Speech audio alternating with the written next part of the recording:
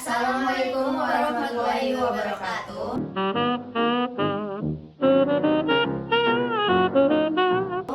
My name is Siti Rodila Maswara. My name is Nindiawara Arteka. And my name is Amanda Feruzaira. In this video, we will discuss about outer circle and expanding circle according to Katru in 1992.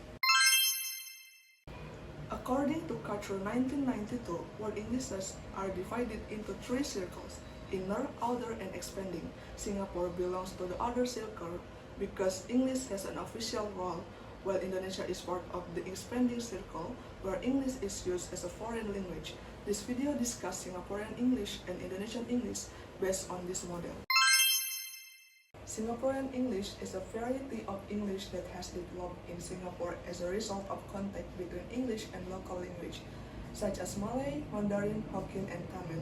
Within the framework of Katru 1992, Singaporean English belongs to the outer circle because English functions as an official language and is used in education and administration, but it has also undergone nativization. In Singapore, there is a functional division of language use. Standard Singapore English is used in formal settings such as school, workplace, and government, while Singlish is used in casual conversation to express identity and social closeness among Singaporeans.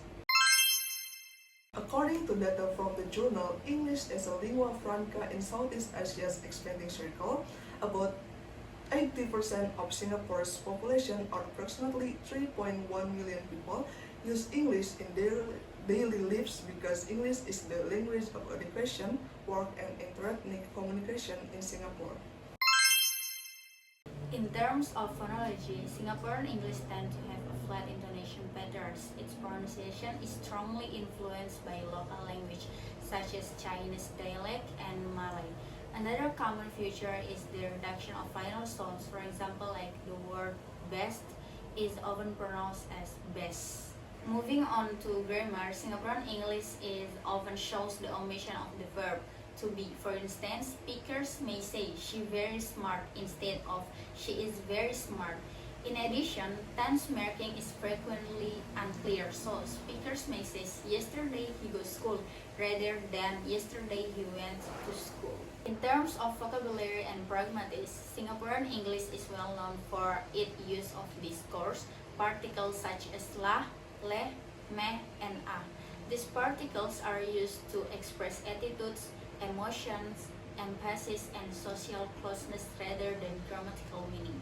Some common examples of Singlish expression include don't play lah, which means don't joke or be serious. Another example is I catch no ball, meaning I don't understand at all. Speakers also often say can or not to ask whether something is possible, and this one very expensive lah, to emphasize that something is expensive. Other common expressions include why is like that, meaning why are you behaving this way, and so fast meh, meaning is it really that fast, which show how Singlish use particles to express surprise, attitude, and emotion. Singapore English is likely to maintain a strong dual system in the future. On one hand, standard Singapore English will remain dominant in formal domains such as education, business, and international communication. This is supported by strict language policies and the global positioning of Singapore as a financial and technological hub. On the other hand, Singlish will continue to survive as a marker of national identity and solidarity, especially in informal context, digital communication, and popular culture. Rather than disappearing, Singlish is predicted to gain symbolic value as a cultural asset. Even if it is not officially promoted, the future of Singapore English will be characterized by stability and functional separation between formal and informal varieties. According to Katru in 1992, Indonesia belongs to the expanding circle because English is treated as a foreign language and doesn't have official status. English is not used in government, law, or as the main medium instruction in schools, and it has no special position in language policy. Nevertheless, English is still considered the most important foreign language to be taught in Indonesia.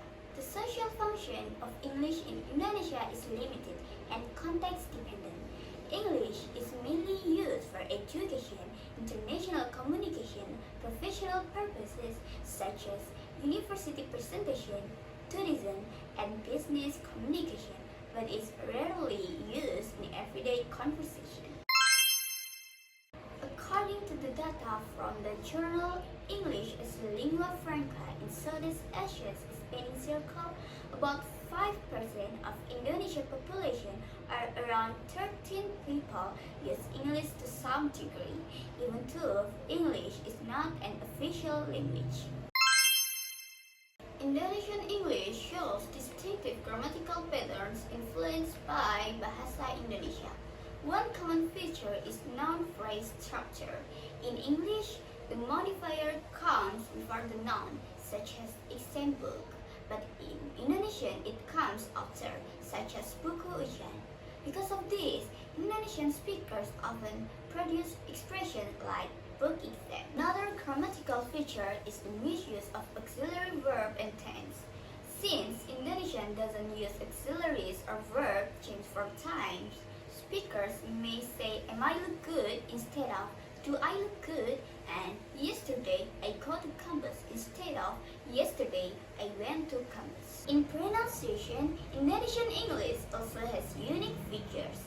Some English sounds are replaced by Indonesian one, such as v become v, like vaccine become vaccine, and z become s, like zone become zona.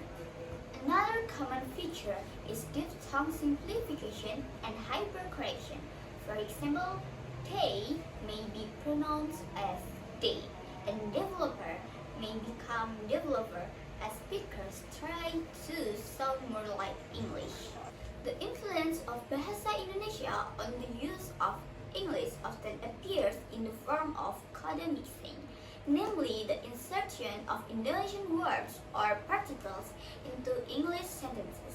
This usually occurs in informal situations to express familiarity and closeness between speakers.